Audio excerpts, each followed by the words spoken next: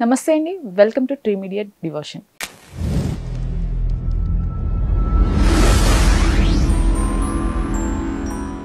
ఈరోజు మనతో ప్రముఖ వాస్తు జ్యోతిష్య నిపుణులు శ్రీ లలితాదేవి ఉపాసకులు నానాజీ పట్నాయక్ గారు ఉన్నారు. గురుగారు నమస్కారం. శ్రీమాత్రే నమః.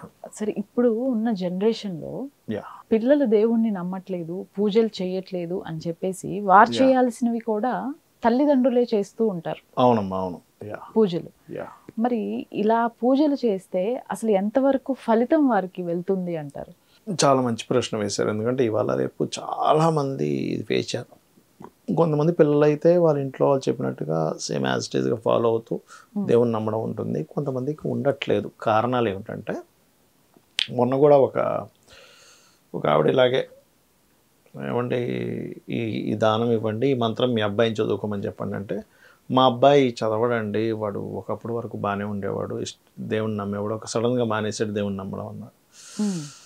అంటే ఏమవుతుందంటే అమ్మ, భగవంతుడు అనేటువంటి తత్వాన్ని పూర్తిగా అర్థం చేసుకోకపోవడం వల్ల అట్లా జరుగుతుంది. అంటే అలాగా మనం పరిపూర్ణంగా నేర్పించట్లే పిల్లలకి వాట్ ఈజ్ గాడ్ అనే విషయాన్ని.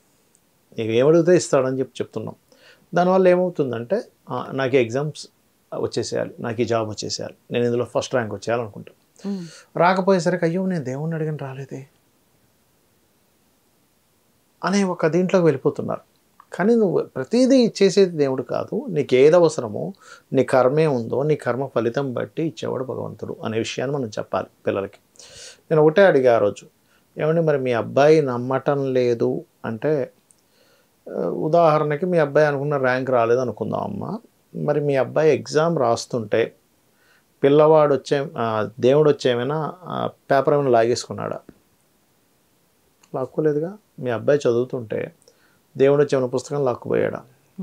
పోనీ మీ చదువుతున్నప్పుడు పుస్తకం లాక్కుపోయినా, ఎగ్జామ్ రాసేటప్పుడు పేపర్ని లాక్కుపోయినా నువ్వు దేవుడిని నమ్మకపోతే ఒక అర్థం.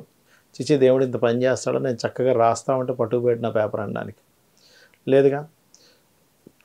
ఇంకొక గొప్ప విషయం ఏంటంటే, మొన్న ఇంకొకరికి ఇట్లాగే చెప్పేటప్పుడు నేను ఒక మంత్రం చెప్పాను లలిత అమ్మవారికి సంబంధించింది. ఏమండి, ఈ నామం చేసుకోమనండి మీ వారిని. ఆవిడ వాళ్ళ హస్బెండ్ చెప్పించుకుంటుంది జాతకం. ఈ పర్టికులర్ నామం చేసుకోమనండి, కొంచెం జాబ్ వస్తుందంటే ఆవిడ అన్న మాట ఏమిటంటే, ఏమంటే మా వారు కేవలం విష్ణువునే నమ్ముతారు, ఇంకే దేవుని నమ్మరు. అంటే నేను ఒక క్వశ్చన్ అడిగా, అమ్మ అంటే విష్ణువుకి, శివుడికి, అమ్మవారికి, గణపతికి, స్కందుడికి వీళ్ళందరికీ అప్పులు ఇస్తే విష్ణువు మాత్రమే డబ్బులు రిటర్న్ కట్టేసి వీళ్ళందరూ ఎగ్గొట్టేశారా అని అడిగా. ఇప్పుడు నమ్మను అనడానికి ఏమిటమ్మా అసలు నాకు అర్థం కాదు. ఎవరిని నమ్మం మనం? ఎవరికైనా డబ్బులు ఇస్తే వాడు ఎగ్గొట్టి వెళ్ళిపోతే అయ్యో వీడు మోసం చేస్తున్నాడు నమ్మం, లేకపోతే మాట ఇచ్చి తప్పితే నమ్మం. అసలు నీకేమైనా దేవుడు ప్రత్యక్షమై నువ్వేం కష్టపడకపోయినా, లేకపోతే నువ్వు కొంచెం ఒక కొబ్బరికాయ కొట్టంగా నీకు 1000 కోట్లు ఇచ్చేస్తానని, నువ్వు ఒక 4 లడ్డూలు పెట్టంగా నేను నీకు ఎనలేని సంపదలు ఇస్తానని ఎక్కడైనా చెప్పాడా భగవంతుడు మీకు కనబడి? చెప్పలేదుగా. అంతే కదా. మరి ఎందుకు మీరు ఇట్లా మైండ్లో పెట్టేసుకొని నేను ఈ దేవుణ్ణి నమ్మను, ఆ దేవుణ్ణి నమ్మనని ఎందుకు అనుకుంటారు? ఎందుకంటే ఇక్కడ మనం పిల్లలకి ఫీడ్ ఇచ్చే దీంట్లోనే తప్పు జరుగుతుంది. నువ్వు కృతజ్ఞతతో చేయాలనే విషయాన్ని మనం చెప్పాలి పిల్లలకి. అంటే నీకు ఎన్నో చేస్తున్నాడు భగవంతుడు, మీరు తినే ఫుడ్ని అడిగిస్తున్నాడు, మీకు శక్తిని ఇస్తున్నాడు, మీకు ప్రతిదీ చూస్తున్నాడు. కాబట్టి ఆ యొక్క కృతజ్ఞతా భావంతో చేయాలనే భావన మనం ఎప్పుడైతే చిన్నప్పటి నుంచి పిల్లలకు నేర్పిస్తామో, ఒక ఏజ్ వచ్చేసరికి వాళ్ళు పిచ్చి పిచ్చి కోరికలేవో కోరేసుకొని ఇది అవ్వలేదు కాబట్టి దేవుడు లేని అనుకునేటువంటి దాంట్లోకి వెళ్ళారు. ఫస్ట్ ఇది మనం నేర్పించాలి. అయితే మీరు ఇందాక అడిగినట్టుగా తల్లిదండ్రులు చేసినవి పిల్లలకి వర్తిస్తాయా అంటే, దానాలు ఉన్నాయి. ఇప్పుడు పిల్లవాడు స్కూల్కో కాలేజీకో వెళ్ళాలి, ఆ అబ్బాయి పేరు మీద మీరు ఇవ్వచ్చు తల్లిదండ్రులు, కానీ మంత్రం ఉంటుంది చూసారా, మంత్రం వాళ్ళే చదువుకోవాలి.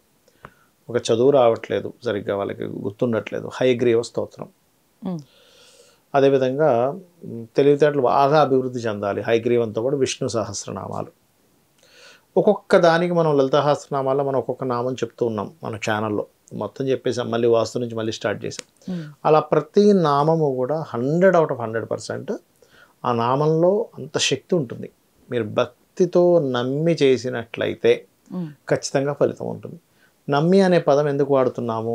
నమ్మకంగా చేయకపోతే భగవంతుడు అనుగ్రహించడా అని అడుగుతూ ఉంటారు చాలామంది. ఏమంటే నమ్మకంగా చేయకపోతే అనుగ్రహించాడా, నమ్మితేనే అనుగ్రహిస్తాడా అంటే, ఇప్పుడు మీరు ఉన్నారు, చిన్న ఎగ్జాంపుల్, మీ ఫ్రెండ్ ఎవరో ఒక ఆవిడ మిమ్మల్ని బాగా నమ్మింది, లక్ష్మి గారు నాకు పలానా హెల్ప్ చేస్తా అన్నారు, పూర్తి పరిపూర్ణమైన నమ్మకం, ఎవరు అడిగినా సరే లేదు లేదు నాకు లక్ష్మీ ప్రసన్నగా చేస్తాను, ఆవిడ మాట అంటే మాట అని అందరికీ అలా మీకు ఎలా ఉంటుంది, చిచి నన్ను నమ్మింది ఆవిడ, సో నేను చేయాలని మీకు ఉంటుంది. అలాగే కూడా మిగతా వాళ్ళందరికీ కూడా ఏమో అడిగానండి కానీ ఆవిడ మైండ్ ఏంటో డ్యూయల్ మైండ్, చేయొచ్చు చేయకపోవచ్చు, నేనైతే పెద్ద నమ్మకం పెట్టుకోలేదు, చేసింది లేకపోతే లేదనుకుంటున్నా అన్నది. అదంతా మీరు విన్నారు, మీరు చేస్తారా? చెయ్యాలని ఏం పెట్టుకోరు మైండ్లో. ఆవిడ నా ఇదేం పెద్ద హోప్స్ పెట్టుకోలేదండి, సో నేను చేయాలని రూల్ ఏం లేదంటారు, కానీ అదే హోప్స్ పెట్టుకుంటే చేస్తారు. అట్లాగే భగవంతుడికి ఉన్న ధర్మం ఏంటంటే, నమ్మారు కదా నన్ను నమ్మినందుకు ఆ నమ్మకాన్ని నేను నిలబెట్టుకోవాలి. నమ్మిన దాన్ని ధర్మం అన్నాడు. భగవంతుడు ధర్మం ఏంటంటే మనం నమ్మినందుకు చేస్తాడు. అందుకే మనకి ప్రహ్లాదుడు హిరణ్యకశిపుడు యొక్క ఆ వృత్తాంతంలో ఎక్కడున్నాడు దేవుడు అంటే, ఇందుగడలు అందులేడని సందేహంబు వలదు, ఎందెందు వెతికి చూసినా అందందేగలడు, చక్రి అంటే విష్ణువు ఎక్కడైనా ఉన్నాడని చెప్పడం జరుగుతుంది. అప్పుడు ఈ స్తంభంలో ఉన్నాడంటాడు, కొడితే బయటకు వస్తాడు. ఓకే, అంటే ఏంటి, ఆ ప్రహ్లాదుడు నమ్మకాన్ని ఉమ్ము చేయకూడదు అనే భావంతో అక్కడ ఉన్నాడు. అలాగే మన నమ్మకాన్ని ఉమ్ము చేయడం ఆయనకి ఇష్టం లేక మనం నమ్మితే చేసి పెడతాడు. మనం అరకొర నమ్మకాలు ఏదో చూద్దాంలే అనుకుని ఫలితం అనేటువంటిది ఉండదు.